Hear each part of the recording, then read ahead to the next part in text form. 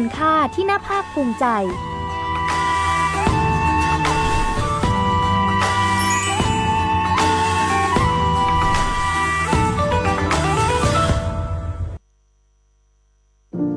กาแฟชาติพันธุ์กับสมาร์ทฟาร์มเมอร์วิถีคนกับป่าที่ยั่งยืนสร้างเศรษฐกิจในชุมชนอำนวยนิยมไพรหรือที่รู้จักในชื่อกุ้ยเป็นเกษตรกรรุ่นใหม่ชาวปากาเกยอสมาร์ทฟาร์มเมอร์ของอำเภอแม่วางจังหวัดเชียงใหม่แกนนำในการทำเกษตรอินทรีย์เน้นการทำเกษตรแบบเป็นมิตรต่อสิ่งแวดล้อมใช้กาแฟเป็นสื่อกลางในการส่งเสริมวิถีชีวิตกลุ่มชาติพันธุ์และแนวคิดการอนุรักษ์ทรัพยากรธรรมชาติและสิ่งแวดล้อมบ้านไม้หลังกระทัดรัดที่รายล้อมด้วยต้นไม้สีเขียวชอุ่มที่ใช้เป็นแหล่งเผยแพร่องค์ความรู้ทั้งเรื่องการทำเกษตรและแนวคิดในการพึ่งพาตนเองผ่านพื้นที่ตรงนี้กลายเป็นแหล่งเรียนรู้ขนาดย่อมและผ่านผลิตภัณฑ์ที่ตั้งใจทำขึ้นเพื่อเพิ่มมูลค่าให้กับผลผลิตในท้องถิ่นและเพื่อเชื่อมโยงผู้คนเข้าด้วยกันโดยเริ่มศึกษาการทำเกษตรอินทรีย์อย่างจริงจังก่อนจะลงมือทดลองในพื้นที่ของตนเองด้วยการปลูกข้าวปลูกผักพื้นถิ่นหลากหลายรวมถึงบ๊วยและกาแฟซึ่งเป็นพืชที่มีมูลค่าทางเศรษฐกิจโดยเฉพาะกาแฟที่นอกจากจะสร้างรายได้ยังช่วยสร้างความยั่งยืนได้อีกด้วยเราคิดว่าเราน่าจะชูเรื่องเกษตรเพราะว่าอาชีพหลักของที่นี่เนี่ยคือเป็นเรื่องของเกษตรเราก็เลยว่าเกษตรแบบไหนที่จะสอดคล้องกับวิถีชีวิตให้มากที่สุดหรือว่าอาจจะไม่บิดเบียนทรัพยากรมากที่สุดก็คือเราก็มองว่าคือมันมีแบบคนในชุมชนเขาก็เริ่มกินกาแฟถึงแม้อาจจะไม่ใช่กาแฟที่นี่อาจจะเป็นอีกสายพันธุ์หนึ่งแต่ว่าหลายๆคนที่ดื่มกาแฟเนี่ยหลังบ้านของเขาเนี่ยเขามีต้นกาแฟอยู่ในฐานะผู้ผลิตที่เป็นเกษตรกรรุ่นใหม่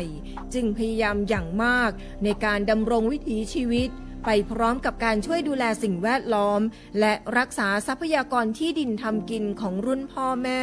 และสร้างการมีส่วนร่วมจากคนในชุมชนในขณะเดียวกันยังคงรักษาการผลิตอาหารที่ดีส่งตรงถึงผู้บริโภคอย่างมีคุณภาพและปลอดภัยพิมลกันเดชะชัยทีมข่าวสวทเชียงใหม่รายงาน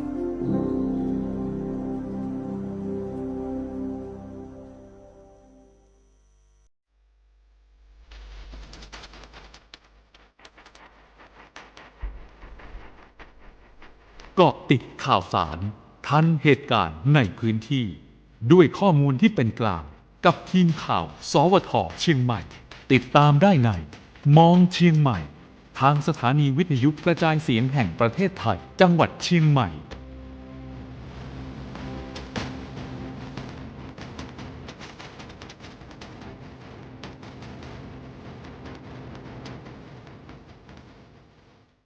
สวัสดีค่ะต้อนรับคุณผู้ฟังเข้าสู่รายการมองเชียงใหม่กับทีมข่าวสวทเชียงใหม่ค่ะเราเจอกันแบบนี้เป็นประจำนะคะคุณผู้ฟังหลังเคารพธงชาติค่ะเราเจอกันในรายการมองเชียงใหม่เพราะเชียงใหม่มีเรื่องให้มองมากกว่าที่คิดค่ะรวมจับประเด็นร้อนฟังเรื่องราวใกล้ตัวกับฝ่ายข่าวสวทเชียงใหม่ในรายการนี้เลยมองเชียงใหม่เรามองให้กว้างค่ะเจอกันหลังเคารพธงชาติทุกวันจันทร์จนถึงวันพฤหัสบดีค่ะคุณผู้ฟังวันนี้เราเจอกันในวันพฤหัสบดีแล้วสำหรับสัปดาห์นี้ค่ะเดี๋ยวเรากลับมาเจอกันอีกครั้งหลังเลือกตั้งกันเลยทีเดียวนะคะหลังจากที่2สัปดาห์ในช่วงของโค้งสุดท้ายเบียดแบบว่าเอาข้างเบียดกันมาแบบสุดๆแล้วเนี่ยคุณนะคะกับรายการเกาะติดเลือกตั้งเรามีช่วงนี้สำหรับในรายการมองเชียงใหม่เดี๋ยววันจันทร์กลับมาเจอกันในรายการมองเชียงใหม่แบบเต็มแต่ยังคงต้องพูดคุยกันในเรื่องของเลือกตั้งเพราะว่าอาจจะมีควันหลงคุณนะคนนั้นได้ไหม คะแนนไม่เป็นทางการอย่างเป็นอย่างไรเดี๋ยว ครับ มีมาฝากกันสำหรับวันจันทร์อย่างแน่นอนนะคะในเรื่องของเลือกตั้งแต่วันนี้ยังคงมีเรื่องของการเกาะติดเลือกตั้ง69และการออกเสียงประชามติวันนี้เนี่ยมีเสียงสัมภาษณ์ของท่านผอกกต.เรื่องของขั้นตอนวันนี้จะมาเน้นย้ำเรื่องของขั้นตอนว่าเราเข้าไปในหน่วยเลือกตั้งแล้วทำอะไรได้บ้างเดี๋ยวมาคุยกันยาวๆในช่วงของเกาะติดเลือกตั้ง69และการออกเสียงประชามตินะคะตอนนี้ทักทายคุณผู้ฟังที่ติดตามพวกเราผ่านทางคลื่นแห่งนี้ FM 93.25 MHz 98 MHz ของกรมประชาสัมพันธ์และคุณผู้ฟังที่ติดตามพวกเราผ่านทางแฟนเพจ Facebook สวทเชียงใหม่ PRD กันด้วยนะคะวันนี้อยู่กับเรา2คนค่ะดิฉันพิมลกันเดชาชัยค่ะผมคมสันคำวงครับค่ะก็ยังคงประจำการแต่ว่าวันนี้เนี่ยวันนี้เนี่ยกกตเขามีบิ๊กเดย์ด้วยนะใช่ครับวันนี้เขามีรณรงค์จริงๆตอนนี้กิจกรรมก็น่าจะรวมตัวเริ่มกันแล้วเริ่มเดินขบวนแล้วแต่ท่านใดที่อยู่ในโซนอาจจะไปทำงานนะฮะโซนในกลางเมืองถือว่ากลางเมืองเชียงใหม่แล้วกันนะครับที่บริเวณอนุสาวรีย์สามกษัตริย์นะครับวันนี้กกตก็มีการรณรงค์ใหญ่นะโค้งสุดท้ายนะครับกระตุ้นให้ไปใช้สิทธิ์นะครับออกเสียงเลือกตั้งกันนะครับไปลงคะแนนนะครับเลือกตั้งกันนะครับก็เริ่มต้นขบวนกันที่บริเวณอนุสาวรีย์สามกษัตริย์นะครับแล้วก็จะเดินมาที่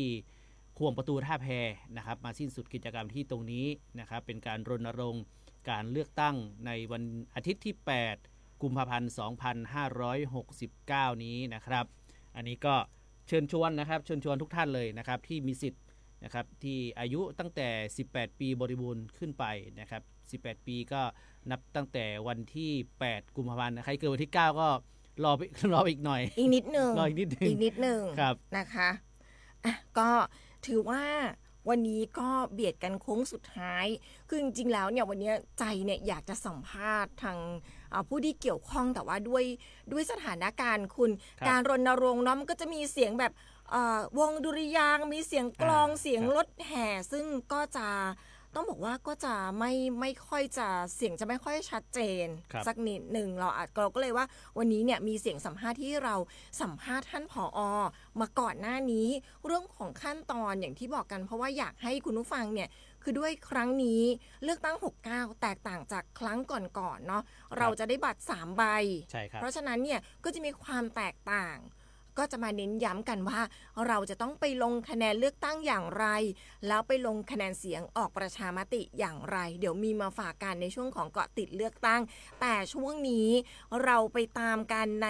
เรื่องของพยากรณ์อากาศกันก่อนคุณมาดูกันก่อนค่ะว่าวันนี้อากาศเป็นอย่างไรแล้วช่วงสุดสัปดาห์ที่เราจะไปเลือกตั้งกันนั้นเป็นอย่างไรด้วยเช่นเดียวกันนะคุณว่าจะมีฝนก็จะต้อง ปกล่มไปตัวก่อปกจ้องไปตัวก่อเดี๋ยวมาดูกันคุณผู้ฟังแต่ว่าตอนนี้มาดูเรื่องของการพยากรณ์อากาศประจำวันนี้ก่อน24ชั่วโมงนี้นะเจ้าสภาวะอากาศทั่วไปบริเวณความกดอากาศสูงหรือมวลอากาศเย็นที่ปกคลุมประเทศไทยตอนบนต้องบอกว่ามีกำลังอ่อนลงคุณลักษณะเช่นนี้เนี่ยทำให้ภาคเหนือมีอากาศเย็นถึงหนาวกับมีหมอกในตอนเช้านะคะขอให้ประชาชนดูแลรักษาสุขภาพเนื่องจากสภาพอากาศที่เปลี่ยนแปลงแล้วก็หนาวเย็นรวมทั้งเพิ่มความระมัดระวังในการสัญจรผ่านบริเวณที่มีหมอกไว้ด้วยนะคะเชียงใหม่บ้านเราวันนี้คุณอากาศเย็นกับมีหมอกในตอนเช้าแล้วก็มีหมอกหนาในบางพื้นที่อุณหภูมิต่ำสุด18องศาเซลเซียสอุณหภูมิสูงสุด32องศาเซลเซียสค่ะสำหรับยอดดอยอากาศหนาวถึงหนาวจัดอุณหภูมิต่ำสุด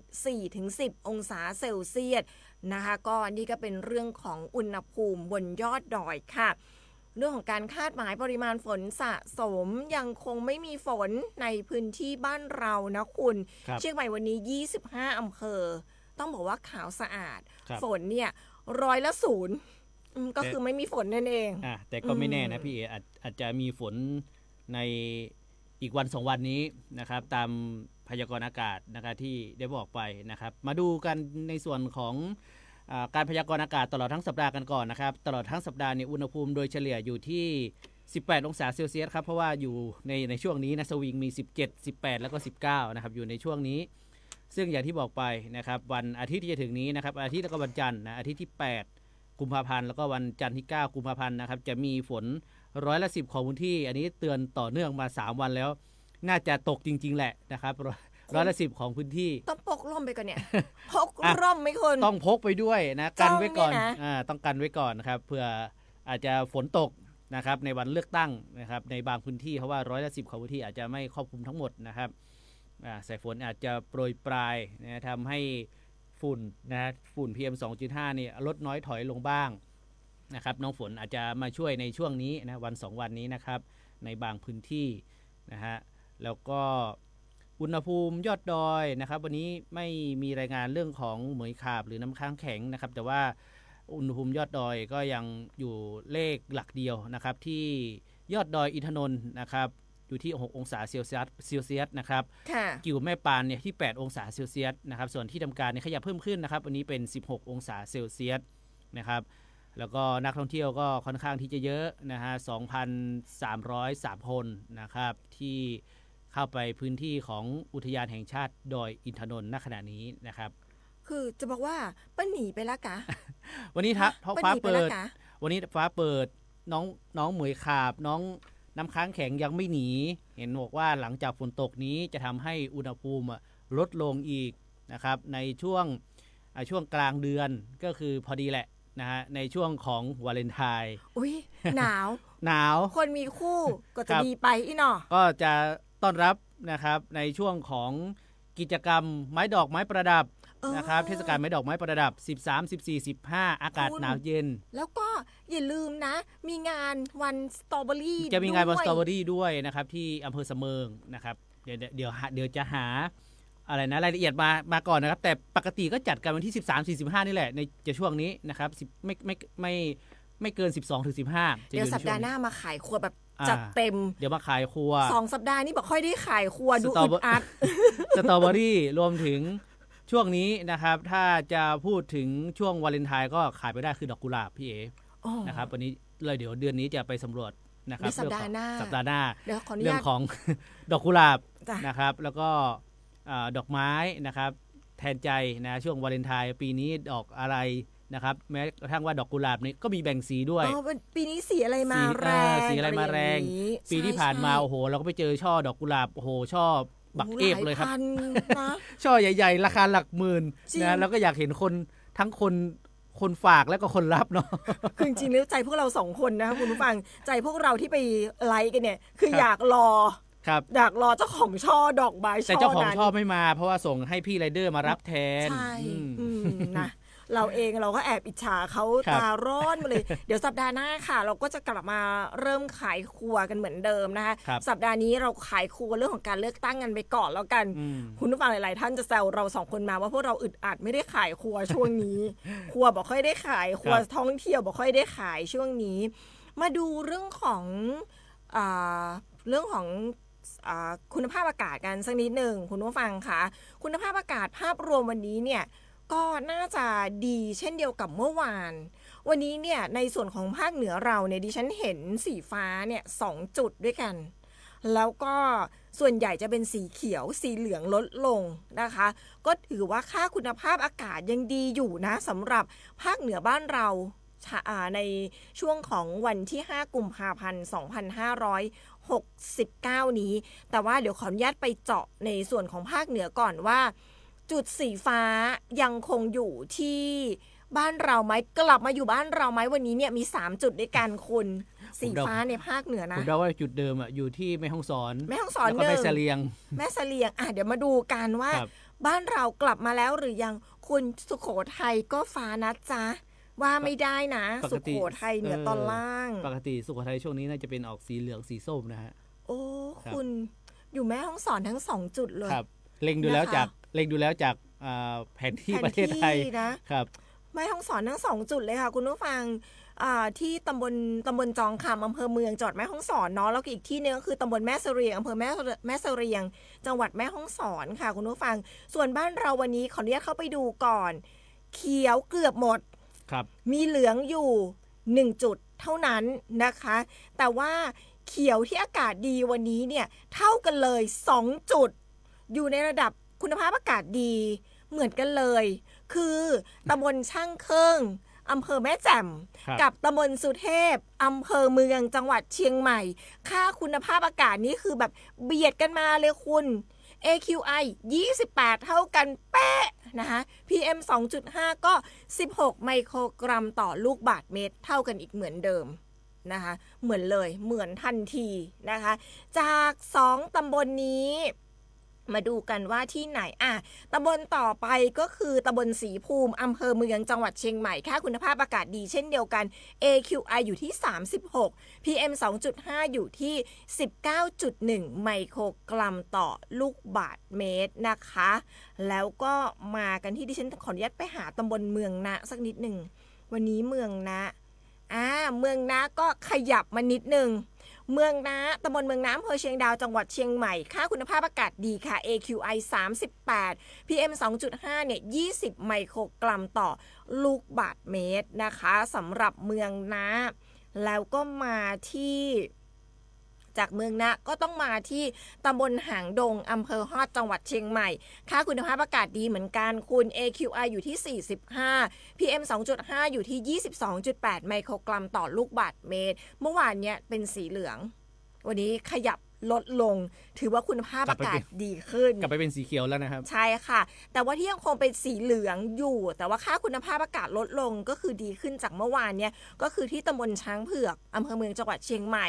อยู่ในระดับปานกลางสีเหลืองคุณ AQI อยู่ที่ประมาณ62ส่วน ครับ PM 2.5 อยู่ที่ 27.9 ไมโครกรัมต่อลูกบาศก์เมตรจุดช้างเผือกนี่จุดวัดอยู่ตรงไหนครับ จุดช้างเผือกจุดวัดอยู่ที่สารกลางจังหวัดเชียงใหม่ กลางจังหวัดเชียงใหม่ครับ ค่ะก็ ถือว่าอยู่ใกล้ดอย นะ ที่จริงอยู่ใกล้ดอยสุเทพน่าจะดูดสีเขียวมาสักหน่อย เนาะดูที่ ครับ ตำบลสุเทพสิคุณแบบสีเขียวมาเลย ครับ ดูแล้วแบบนะ แต่ข้างล่าง อิจฉ แต่ข้างล่างอาจจะมีเรื่องของฝุ่นจากรถยนต์อะไรนะฝุ่นจากถนนนะครับก็เป็นไปได้ ครับ นะคะ วันนี้เรื่องของแนวโน้มการระบายอากาศคุณก็ระบายได้น้อยนะเชียงใหม่บ้านเรา สบายแล้วเหมือนเมื่อวานเลยนะครับก็ขอความร่วมมือเรื่องของการงดเผานะในที่โรงทุกชนิดรวมไปถึงพื้นที่เกษตรด้วยนะครับถ้าพี่น้องเกษตรกรฝ่าฝืนเรื่องของการเผาในพื้นที่เกษตรก็จะถูกตัดสิทธิ์นะครับการได้รับการช่วยเหลือจากรัฐนะครับในเรื่องของการอุดหนุนต่างๆนะฮะก็ต้องบอกว่าถ้ามีความจำเป็นที่จะเผาจริงๆนะครับให้ลงทะเบียนผ่านแอปพลิเคชันไฟดีหรือว่าเบิร์นเช็คก็ได้นะครับหรือไม่รู้ว่าจะไปทำอย่างไรนะอาจจะยุ่งยากให้ไปติดต่อที่องค์การบริหารส่วนตำบลหรือเทศบาลนะครับหรือไปหาที่ง่ายๆสุดก็ปหลวงกำนันนะครับผู้นำชุมชนนะครับเดี๋ยวจะแนะนำนะครับให้ท่านไปลงทะเบียนนะครับเพราะว่าพอลงทะเบียนเสร็จเนี่ยเจ้าหน้าที่เขาก็จะลงพื้นที่ไปตรวจสอบว่ามีความจำเป็นมากน้อยแค่ไหนที่จะต้องเผาหรือมีทางเลือกอื่นหรือไม่นะครับที่จะไม่เผานะครับเป็นการอาจจะใช้เรื่องของการไถกลบนะครับเอาไปทำปุ๋ยหมักเอาไปอัดก้อนขายนะฮะมีหลากหลายวิธีนะครับเดี๋ยวเจ้าหน้าที่จะเข้าไปตรวจสอบเข้าไปดูแลนะครับอย่าไปทำเองโดยพละการเพราะว่าถ้าฝ่าฝืนการเผาเนี่ยก็จะผิดนะครับมีความผิดตาม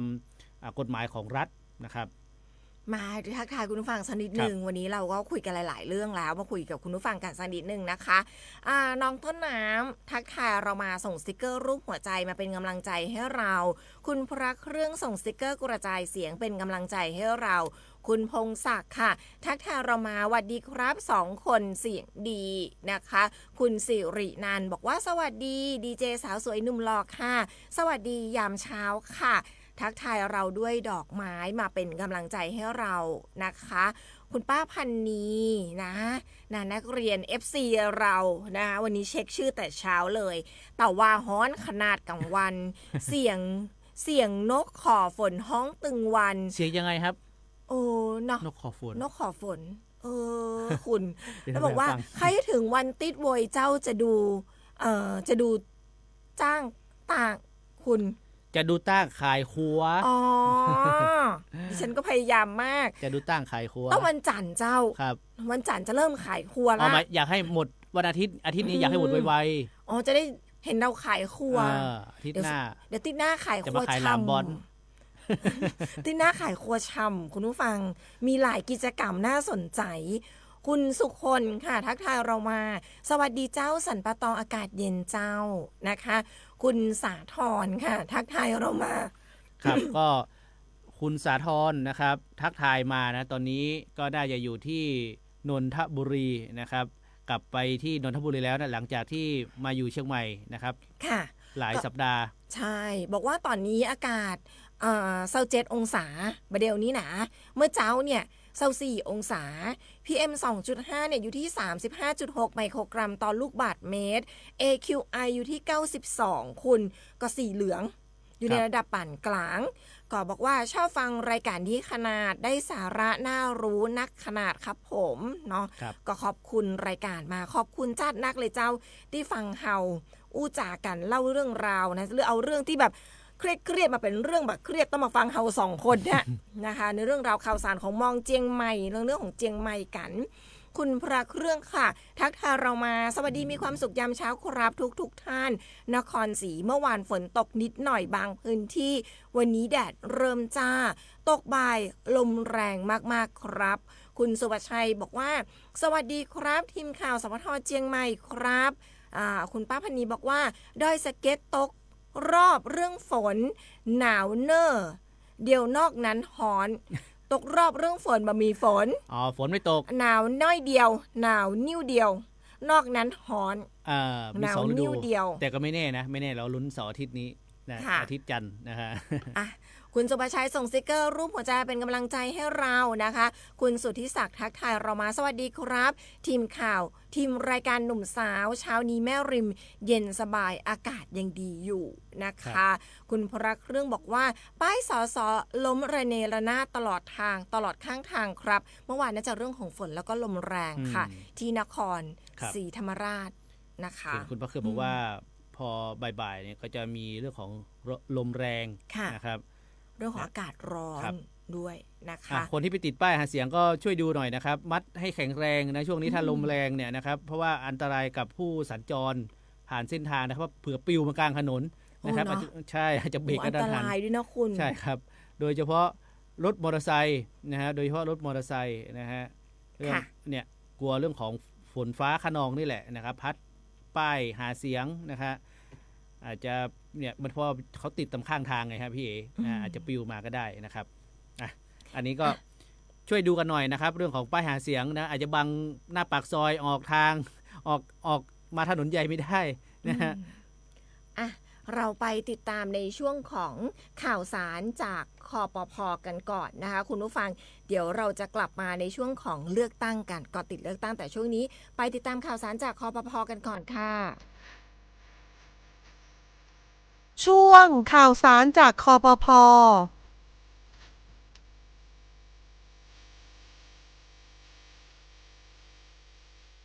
ข่าวสารจากคอปพในช่วงนี้ค่ะ คุณผู้ฟังเราจะมีเรื่องราวนะคะ เกี่ยวกับเรื่องของคอปพและเรื่องของประกันภัยมาฝากกันค่ะ วันนี้เนี่ยเป็นเรื่องของประกันภัยรถยนต์ภาคบังคับคุณนะคะเขามีการประชุมกันระหว่างคอปพกับกรมการขนส่งทางบกเขายกระดับระบบประกันภัยรถภาคบังคับ ชูนโยบาย รถทุกคันต้องมีประกันพรบตลอดปีภาษีค่ะ ก็เมื่อวานนี้เนี่ยเขามีการประชุมกันอย่างที่บอกกันนะคะสำหรับ2หน่วยงานเขาได้เน้นย้ำแนวทางเชิงนโยบายในการเสริมสร้างความมั่นคงของระบบประกันภัยรถยนต์ภาครถไม่ใช่เฉพาะรถยนต์นะคุณรถภาคบังคับทั้งมอเตอร์ไซค์หรือรถเครื่องนี่แหละก็ต้องทำประกันตัวเหมือนกันนะคะเป็นประกันภาคบังคับค่ะโดยเสนอหลักการสำคัญให้รถทุกคันต้องมีความคุ้มครองตามกรมธรรม์ประกันภัยรถภาคบังคับอย่างต่อเนื่องตลอดปีภาษีเพื่อให้การประกันภัยรถภาคบังคับเป็นหลักประกันความปลอดภัยของประชาชนอย่างแท้จริงไม่ใช่เป็นเพียงเงื่อนไขตามกฎหมายโดยสำนักงานคปพเนี่ยเตรียมกำหนดเงื่อนไขการยกเลิกกรมธรรม์ประกันภัยรถภาคบังคับให้มีความชัดเจนโดยสามารถยกเลิกได้เพียง2กรณีนะคะได้แก่กรณีการยกเลิกการใช้รถอันนี้ก็คือยกเลิกประกันได้คุณ ซึ่งเจ้าของรถต้องนำเอกสารหลักฐานการยกเลิกการใช้รถที่ออกโดยกรมการขนส่งทางบกมาแสดงต่อบริษัทประกันภัยและบริษัทประกันภัยต้องนำส่งข้อมูลการยกเลิกมายังสำนักงานคปภ.ค่ะคุณอีกกรณีหนึ่งก็คือกรณีการเปลี่ยนบริษัทประกันภัยหรือมีกรมธรรม์ประกันภัยรถภาคบังคับมากกว่า1 ฉบับค่ะโดยบริษัทประกันภัยต้องตรวจสอบให้แน่ชัดว่ารถคันดังกล่าวเนี่ยมีกรมธรรม์ฉบับใหม่ที่ให้ความคุ้มครองครอบคลุมตลอดปีภาษีหรืออย่างน้อยเนี่ยจนถึงสิ้นอายุการต่อภาษีในรอบถัดไปจึงจะสามารถยกเลิกกรมธรรม์เดิมได้คุณอันนี้เป็น2 กรณีที่เขามีการพูดคุยกันก็ถือว่าเป็นการสร้างความมั่นคงเรื่องของความปลอดภัยเนาะเป็นการสร้างถนนปลอดภัยอย่างยั่งยืนในระยะยาวนั่นเองค่ะคุณนี่ก็เป็นข่าวสารดีๆจากคปภ.นะคะไปกันต่อเลยค่ะคุณผู้ฟังเราจะเข้าสู่ช่วงเกาะติดเลือกตั้ง69และการออกเสียงประชามติกันค่ะพลังในมือคุณคือพลังของประชาธิปไตยเชิญชวนคนไทยออกไปใช้สิทธิ์เลือกตั้งสมาชิกสภาผู้แทนราษฎรวันอาทิตย์ที่ 8 กุมภาพันธ์ 2569 เวลาตั้งแต่ 8 นาฬิกาจนถึง 17 นาฬิกาณ หน่วยเลือกตั้งที่ท่านมีชื่อ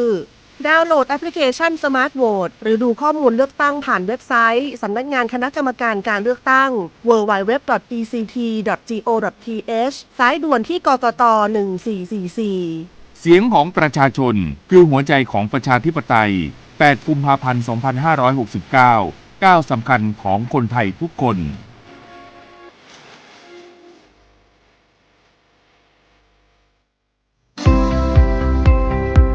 ช่วงเกาะติดเลือกตั้ง69และการออกเสียงประชามติ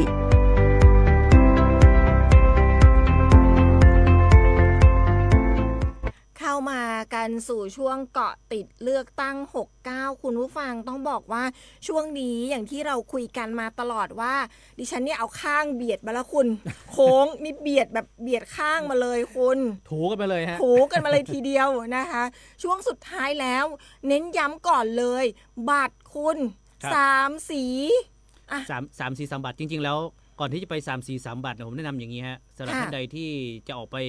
ใช้สิทธิ์เลือกตั้งนะถือว่าเป็นโค้งสุดท้ายแล้วที่เราจะได้พูดคุยกันในรายการของเรานะครับเพราะว่าพอบทวันนี้เราก็เจอกันอีกทีวันจันทร์มาดูผลกันเลยว่าใครจะได้ใครไม่ได้นะครับคืออยากแนะนำว่าก่อนออกจากบ้านเนี่ยผมว่าถ้าท่านใดที่มีหนังสือนะครับจากทางกกต.ส่งถึงบ้านตรวจเช็ครายชื่อของท่านก่อนนะครับเพราะรอบที่ผ่านมาเมื่อวันที่1 กุมภาพันธ์ที่ผ่านมาหลายท่านมาถึงหน่วยเลือกตั้งแล้วชื่อไม่มีพี่เอ๋ง่ายสุดตอนนี้มีสมาร์ทโฟนการโหลดมาเลยครับแอปสมาร์ทโหวตนะครับของกกต.ใช่เลยออกกันออกบ้านเช็ครายชื่อเราก่อนว่าเราชื่อเราอยู่หน่วยเลือกตั้งไหนนะครับมีการเปลี่ยนแปลงอะไรหรือไม่นะครับอยู่หน่วยเลือกตั้งไหนมีรายชื่อหรือเปล่านะครับจะได้เตรียมความพร้อมพอมาถึงหน่วยเลือกตั้งแล้วมีชื่อนะอาจจะเสียเวลานะครับ2อย่างที่ต้องเตรียมนะฮะก็คือบัตรประจำตัวประชาชนนะครับถึงแม้ว่าจะหมดอายุนะครับก็สามารถใช้ได้นะครับถ้าไม่มีบัตรประชาชนนะครับฟังนะหาไม่เจอสูญหายพังนะครับก็ใบขับขี่ที่ยังไม่หมดอายุนะครับพาสปอร์ตที่ยังไม่หมดอายุนะครับแล้วก็เอกสารที่หน่วยงานราชการออกให้นะครับที่มีเลขประจำตัว13 หลักแล้วก็ยังไม่หมดอายุสามารถใช้ทดแทนบัตรประชาชนได้นะครับรวมไปถึงแอปพลิเคชันไทยดีก็ใช้ได้แต่ว่าวันนั้นคนไปใช้สิทธิ์เยอะนะครับก็อาจจะทำให้ระบบอาจจะล่าช้าอาจจะไม่ทันใจนะครับชัวร์ที่สุดก็อย่างที่บอกไปก็คือบัตรประจำตัวประชาชนครับหาไว้เลยตั้งแต่วันนี้มีเวลาหาอยู่ 3-4 วันนี่แหละนะหาเตรียมไว้ก่อนใส่เป๋าตังค์ไว้ใส่ไว้ก่อนครับก็ใช้ได้บัตรประจำตัวประชาชนนะคะบัตรประจำตัวพนักงานของรัฐที่มีเลข13 หลักบัตรใบขับขี่นะคะแล้วก็รวมถึงบัตรของผู้พิการแต่ว่า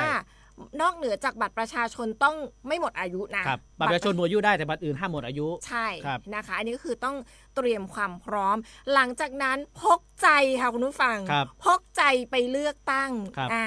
ไปกันเป็นกู้ก็ได้นะถ้าใครกลัวว่าปากกาของในคูหาอาจจะกาไม่แม่นก็พกไปด้วยพกปากกาไปด้วยก็ได้แน่ดีกาได้ในช่องนะครับแล้วก็ตรวจสอบรายชื่อของเราอย่างที่บอกไปนะครับไปจุดแรกเนี่ย พอตรวจสอบรายชื่อเราเรียบร้อยนะครับเจ้าหน้าที่ก็จะให้บัตรอยู่มา2 ใบ อืม นะครับก็จะเป็นบัตรสีเขียวแล้วก็บัตรสีชมพูนะครับบัตรสีเขียวก็เอาเลือกคนนะครับหรือว่าเลือกสสนะครับในเขตของท่านนั่นเองนะครับชื่นชอบคนไหนกาคนนั้นนะครับ เอาหัวใจไปแล้ว ไม่ ก็ ได้ ฮักไผ่ก็ อ๋อหัวใจไปได้ เอาหัว แต่ ใจ ห้าม ไป แต่ห้ามทำ มัน เครื่อ ต้อง งหมาย ใส่ทำเครื่องหมาย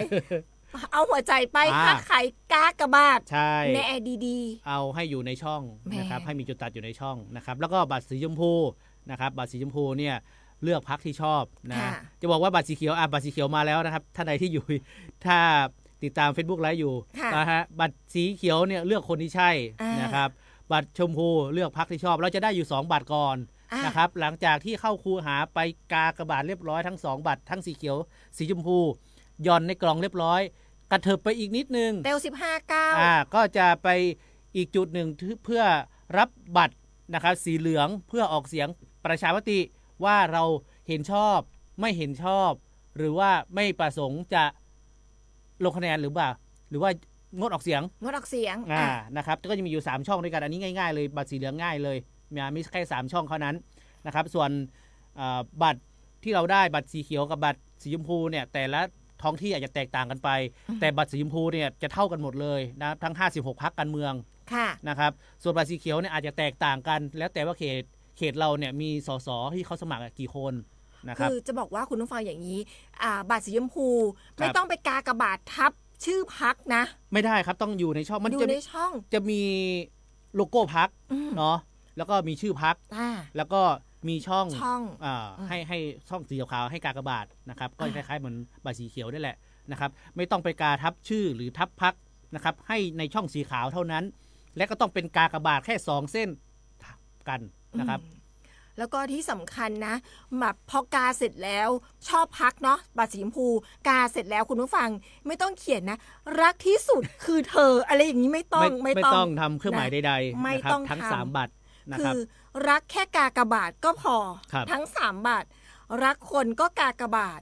รักพักก็กากบาทนะคะต้องการแก้ไขรัฐธรรมนูญก็กากบาทไม่ต้องการก็กากบาท ไม่แสดงความคิดเห็นไม่เห็นชอบไม่เห็นชอบหรือยังไงก็กากบาท ครับ ไม่แสดงความคิดเห็นนั่นเอง ครับ คุณ ที่แน่ ก็กากบาท ที่แน่เราต้องออกไปใช้สิทธิ์กันนะครับไป ค่ะ ไปใช้สิทธิ์ของเรานะครับที่ทุกคนที่มีสิทธิ์เนี่ยออกไปใช้สิทธิ์เถอะนะครับก็จะได้สส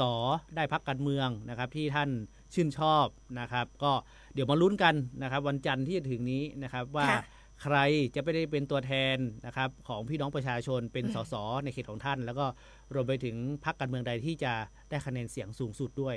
นะครับ ตอนนี้เรามาติดตามเสียงสัมภาษณ์วันนี้เนี่ยท่านผอกกตนายนพดลสุยะ ท่านพาเราไปเรื่องของการขั้นตอนการเลือกตั้ง ครับ อันนี้เป็นการจำลอง ครับ ว่าเราไปถึงหน้าหน่วยแล้ว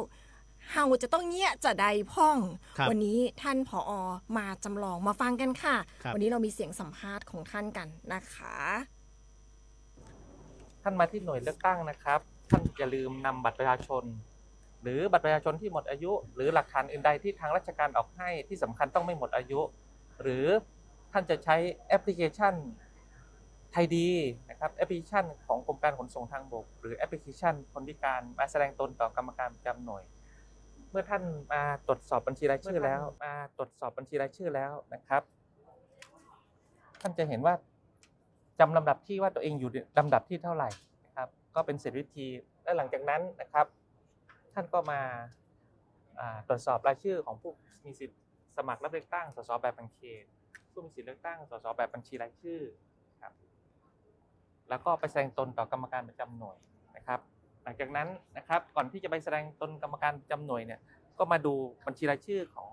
ผู้มีสิทธิ์ออกเสียงอีกครั้งหนึ่งว่าอยู่ในลำดับที่ตรงกันหรือไม่นะครับ ขั้นตอนนี้คือขั้นตอนของการตรวจสอบอีกครั้งหนึ่งนะคะเพื่อความถูกต้องชัดเจนค่ะว่าเราจะไปใช้สิทธิ์เราอยู่ลำดับที่เท่าไหร่ชื่อนามสกุลบ้านเลขที่ถูกไหมหน่วยเลือกตั้งถูกหรือไม่ถ้าถูกต้องทั้ง2จุดแล้วนะคะในขั้นตอนต่อไปคือขั้นตอนที่เราจะต้องไปใช้สิทธิ์กันแล้วค่ะ ครับไปที่หน่วยเลือกตั้งนะครับ มาแสดงตนใช้สิทธิ์เลือกตั้งต่อกรรมการประจำหน่วยนำบัตรประชาชนนะครับมาแสดงตน ลำดับที่1นะคะ ลำดับที่1ครับ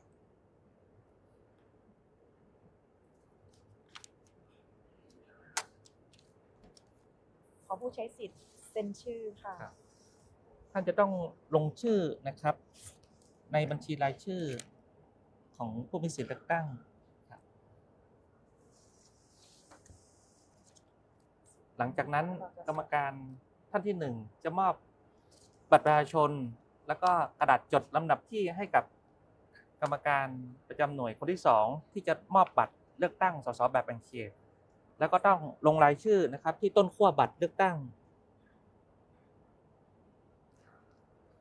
กรรมการท่านที่ 2 นะครับก็จะมีการฉีกต้นขั้วบัตรพร้อมกับพับบัตรให้ถูกต้องตามรอยปลูกเพื่อมอบให้กับกรรมการประจำหน่วยท่านที่มอบบัตรแบบบัญชีรายชื่อ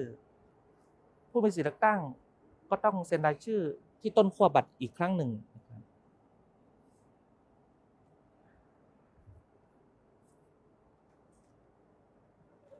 ในกรณีที่ผู้พิการทางสายตานะครับผู้มีสิทธิ์เลือกตั้งจะได้รับบัตรภาพผู้พิการทางสายตาเพื่อเป็นการอำนวยความสะดวกในการกากบาทของบัตรเลือกตั้งกรรมการท่านที่ 3 ก็จะพับบัตรแบบบัญชีรายชื่อนะครับพร้อมกับยื่นเอกสารที่แสดงตนนะครับท่านจะได้รับบัตรประจำตัวประชาชนคืนนะครับพร้อมกับบัตรเลือกตั้ง2 บัตรแบบแบ่งเขตและบัตรแบบบัญชีรายชื่อหลังจากนั้นผู้มีสิทธิ์เลือกตั้งต้องเข้าคูหาเพื่อกากบาทโดยจะมีกรรมการที่ควบคุมคูหาอำนวยความสะดวกให้กับผู้มีสิทธิเลือกตั้ง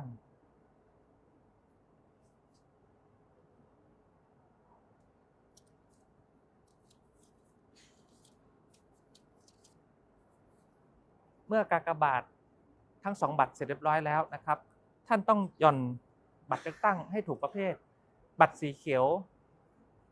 เลือกสสแบบแบ่งเขตเลือกตั้งนะครับท่านต้องหย่อนด้วยตัวเองบัตรสีชมพูเลือกสสแบบบัญชีรายชื่อนะครับ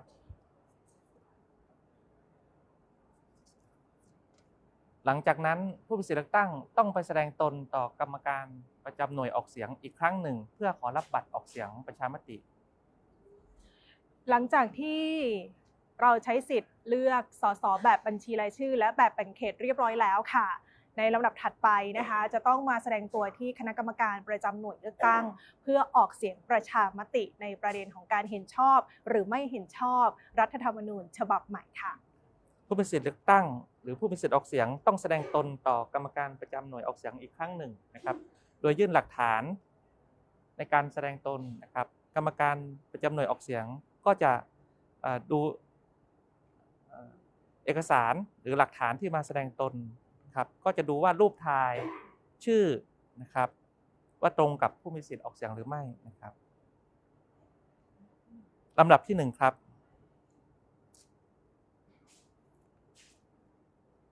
หลังจากนั้นนะครับกรรมการประจำหน่วยออกเสียงก็จะให้ผู้มีสิทธิ์ออกเสียงได้ลงลายมือชื่อถ้าหากท่านไหนไม่สามารถเซ็นชื่อได้ท่านกรรมการประจำหน่วยออกเสียงก็จะให้พิมพ์ลายมือชื่อนะครับใช้หัวแม่โป้งนะครับนิ้วโป้งหรือว่าหากไม่มีนิ้วโป้งนะครับก็ใช้นิ้วใดนิ้วหนึ่งในการพิมพ์ลายนิ้วมือถ้าหากไม่มีนิ้วเลยนะครับกรรมการประจำหน่วยออกเสียงก็จะเซ็นชื่อกำกับนะครับว่าไม่มีนิ้วมือในการพิมพ์ลายมือหลังจากนั้นนะครับกรรมการหน่วยออกเสียง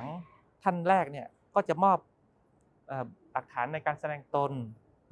แล้วก็กระดาษจดลำดับที่เพื่อให้กับกรรมการประจำหน่วยออกเสียงทำหน้าที่มอบบัตรออกเสียงประชามติครับ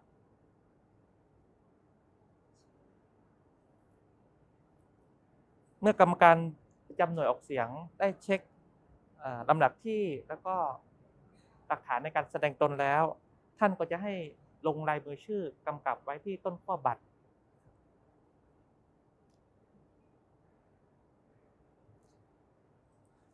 เมื่อผู้มีสิทธิ์ออกเสียงได้ลงชื่อที่ต้นขั้วบัตรแล้วกรรมการประจำหน่วยออกเสียงท่านที่ 2ที่ทำหน้าที่มอบบัตรท่านก็จะมีการฉีกระหว่างต้นขั้วบัตรกับตัวบัตรและพับตามรอยปลูกเพื่อจะมอบให้กับ ผู้มาใช้สิทธิ์ออกเสียงพร้อมกับหลักฐานในการแสดงตนก็คือบัตรประชาชน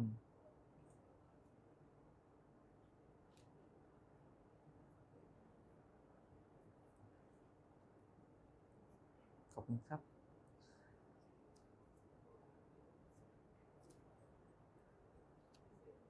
ในการแสดงตนนะครับหลังจากก่อนเข้าคูหาเนี่ยก็จะมีเจ้าที่ประจำคูหานะครับอำนวยความสะดวกให้กับผู้มีสิทธิ์ออกเสียงนะครับ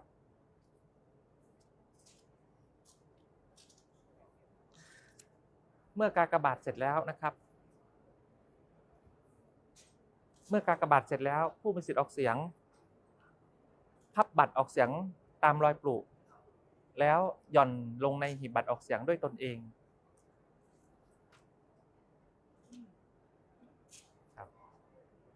เท่านี้ก็เสร็จพิธีในการเลือกตั้งสสแบบแบ่งเขตสสแบบบัญชีรายชื่อและการลงประชามติเกี่ยวกับท่านเห็นชอบสมควรที่จะมีรัฐธรรมนูญฉบับใหม่หรือไม่เรียบร้อยครับขั้นตอนสำหรับเรื่องของการลงคะแนนเสียงนะคะตลอดจนเรื่องของขั้นตอนการเลือกตั้งคุณครบถ้วนวันนี้มีมาให้ครบถ้วนเน้นย้ำกันอย่างครบถ้วนเลยว่าเราจะต้องทำอย่างไรบ้างท่านผอ.บอกแม้กระทั่งว่าถ้าเซ็นชื่อไม่ได้เราก็ไปแปะโป้งคุณแปะโป้งมาได้นิ้วไหนก็ได้นะเห็นไหมมีทุกขั้นตอนเดี๋ยวเจ้าที่เขาจะมีการช่วยเหลือให้นะครับค่ะถือว่ามีทุกขั้นตอนของการไปหน้าคูหาไปหน้าหน่วยเลือกตั้งค่ะแล้วก็เน้นย้ำสำหรับสายคอนเทนต์ที่เมื่อวานเราได้มีโอกาสได้พูดคุยกับทางท่านผู้ตรวจการเลือกตั้งนะคะประจำจังหวัดเชียงใหม่ท่านเน้นย้ำเรื่องของสายคอนเทนต์ว่าอย่าไปถ่ายบัตรที่เรากากบาทแล้วเผยแพร่ทางโซเชียลเนื่องจากว่าเป็นความผิดซึ่งหน้านะถ้าทำในหน่วยเลือกตั้งถือว่าเป็นความผิดซึ่งหน้าดำเนินคดีได้เลย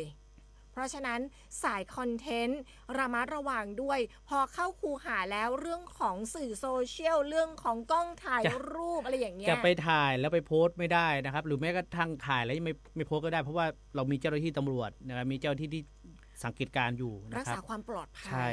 อย่าไปทำผิดกฎหมายเลือกตั้งนะจะบอกว่ารู้เท่าไม่ถึงการไม่ได้เรามีการประชาสัมพันธ์นะครับเรามีการบอกกล่าวนะครับไม่ว่าจะเป็นทางสื่อวิทยุโทรทัศน์นะครับสายคอนเทนต์นะตอนนี้ไม่ใช่ไปถึงจะแชะฉันเป็นห่วงสายคอนเทนต์โดยเฉพาะอาจจะนิววอเตอร์แบบด้วยความที่แบบครั้งแรกอยากจะเก็บไว้เป็นที่ระทึกแต่ว่าเดี๋ยวได้ระทึกแน่นะคุณผู้ฟังคือถ้าไปถ่ายในหน่วยเลือกตั้งเลยเนี่ยอย่างที่คุณคมสันบอกมีเจ้าหน้าที่ตำรวจแล้วถ้าเขาถือว่าเป็นการกระทำความผิดแบบซึ่งหน้าคุณก็เหมือนคล้ายๆกับการฉีกบัตรเลือกตั้งก็คือการกระทำผิดแบบซึ่งหน้าเพราะฉะนั้นเขาสามารถจับดำเนินคดีได้เลยเพราะฉะนั้นระวังกันด้วยสำหรับสายคอนเทนต์ทั้งหลายจะว่าแต่เด็กเลยผมว่าก็ผู้ใหญ่ด้วยนี่แหละตอนนี้ก็มีสมาร์ทโฟนอยากจะถ่ายเป็นที่ระทึกเนี่ยไม่ได้นะพี่นะคะฝากเตือนกันแล้วอีกอันหนึ่งพี่ขอย้ำอีกนิดนึงเรื่องของจำหน่ายจ่ายแจกสุราอันนี้ต้องย้ำเลยเมื่อวานท่านผู้ตรวจนะครับการเลือกตั้งบอกแล้วนะครับเขตการเลือกตั้งนะครับไม่ใช่ว่าในพื้นที่สมมติอาจจะจัดพื้นที่เราไม่ได้กินในเขตเลือกตั้งอยู่ในจุดเลือกตั้งไม่ใช่นะฮะอันนี้ตีต่างอย่างนี้ก็ได้คุณ สมมติว่าหน่วยเลือกตั้งอยู่ในวัดบ้านเฮาอยู่ห่างวัดไปเกินกิโลกินได้บ่ได้เนอะบ่ได้ครับบ่ได้นะก็คือทุกพื้นที่ทั่วประเทศนะครับถือว่าเป็นเขตเลือกตั้งนะครับเป็นพื้นที่เลือกตั้งทั้งหมดนะครับห้ามจำหน่ายจ่ายแจกสุราหรือมีการจัดเลี้ยงนะครับหรือแม้กระทั่งว่าขนาดร้านอาหารเนี่ยเขาก็ยังบางร้านเนี่ยปิดเลยนะถ้าเป็นร้านแบบนั่งดื่มอะไรเงี้ยก็ปิดเลยนะครับหรือว่าร้านที่เป็นร้านอาหารอาจจะก็ขายแค่อาหารไม่ได้ขายเครื่องดื่มนะครับบางครั้งบางร้านบอกว่าสุ่มเสี่ยงพี่ปิดเลยดีกว่าอะไรเงี้ยบางทีสุ่มเสี่ยงคุณปิดไปเลยง่ายกว่าครับบางทีแบบก็ลูกค้าก็ตื้อนะเอาง่ายๆคือปิดเลยดีกว่าวันหนึ่งก็คือ 18 นาฬิกา 6 โมงเย็นของวันที่7ยาวไปถึง 6 โมงเย็นของวันที่ 8 กุมภาพันธ์นะครับงดจำหน่ายจ่ายแจกสุราแล้วก็การจัดเลี้ยงนะครับฝากเตือนกันตอนนี้ แจ้งเหตุไม่ไปเลือกตั้งได้จนถึงวันที่ 7 นะคะแล้วหลังจากนั้นอีก 7 วันหลังจากวันเลือกตั้งอีก 7 วันก็สามารถแจ้งเหตุไม่ไปเลือกตั้งได้ด้วยทักทายคุณผู้ฟังในช่วงสุดท้ายนะคะคุณสิริพรทักทายเรามาเป็นสติกเกอร์รูปหัวใจคุณสิทธิชัยส่งสติกเกอร์รูปดอกไม้มาเป็นกำลังใจให้เราด้วยลุงแปะนะคะบอกว่าสวัสดียามเช้าครับดีเจทั้งสองปีนี้ได้มีโอกาสเป็นกรรมการหน่วยเลือกตั้งนะคะแล้วก็ลุงแปะยกมือเยี่ยมมาแล้วก็บอกว่าจะทำหน้าที่ให้ดีที่สุดจ้านะคะแล้วก็คุณมีเพื่อนเป็นคนดีสวัสดีครับพี่พิมลการและพี่คมสันอยากรู้แล้วรายการมองเชียงใหม่ไม่มีแล้วเหรอช่วงนี้แล้วจะมีอีกวันไหนนะคะตอนนี้เป็นรายการพิเศษเหรอคุณคมสันตอบเราเป็นรายการพิเศษแค่ช่วงนี้นะครับก็คือครึ่งชั่วโมงหลังนะครับในรายการมองเชียงใหม่ก็อยู่8วันด้วยกันก็คืออาทิตย์ที่ผ่านมานะครับจันทร์ถึงพฤหัสและอาทิตย์นี้คือจันทร์ถึงพฤหัสเดี๋ยวอาทิตย์หน้าก็กลับเข้าสู่รายการปกตินะครับยาวๆเลยอันนี้ก็คือเราต้องช่วยกันประชาสัมพันธ์เรื่องของการเลือกตั้งเพราะว่าในส่วนของจังหวัดเชียงใหม่เองท่านผอ.คาดการว่าวางเป้าหมายว่าจะมีผู้ออกไปใช้สิทธิ์เลือกตั้งถึง 83% หรือมากกว่า 83% ก็อยู่ที่พวกเรานะครับที่จะออกไปใช้สิทธิ์กันนะครับก็เชิญชวนนะทุกท่านเลยนะครับตอนนี้อยู่ในมือเรานะคุณอยากให้บ้านเมืองเปลี่ยนแปลงไปแบบไหนทุกอย่างอยู่ในมือเรานะคะรักบ้านเมืองนะคะก็เลือกคนที่เราคิดว่าเขาคือคนที่ใช่ในการจะไปช่วยกันในการพัฒนาประเทศให้ก้าวสู่โลกได้มากขึ้นคุณสู้กับการแข่งขันของโลกได้มากยิ่งขึ้นนะคะก็ต้องฝากไว้สำหรับทุกท่านยังคงเชิญชวนค่ะให้ทุกท่านไปเลือกตั้งกันวันนี้เรา2คนต้องไปก่อนแล้วเดี๋ยวกลับมาเจอกันในวันจันทร์กลับมาขายครัวแบบช่ำๆแล้วก็พูดกันถึงเรื่องของควันหลงเลือกตั้งกันด้วยนะคะวันนี้เรา2คนไปก่อนสวัสดีค่ะสวัสดีครับ